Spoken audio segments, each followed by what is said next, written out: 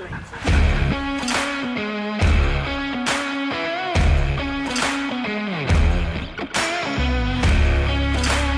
this dog, last morning you were in the building, police officer with a dog, so it's a mouse and this dog.